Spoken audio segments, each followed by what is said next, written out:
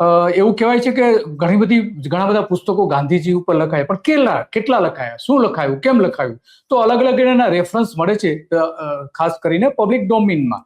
તો એમાં એક જગ્યાએ ગુડરીઝ કરીને એક સાઇટ છે, એમાં ગાંધીજી પર 1000થી પણ વધારે પુસ્તકોની યાદી પણ આપેલી છે.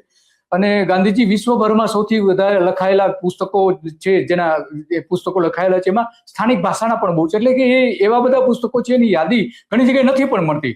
તો એવું કહેવાય છે કે ગાંધીજી ઉપર લગભગ 5 થી 10,000 જેટલા અલગ અલગ ટાઇટલ, અલગ અલગ પુસ્તક લખાયેલા હોવાનું અનુમાન છે. આનો કોઈ ચોક્કસ ફિગર નથી, ચોક્કસ આંકડો પણ નથી.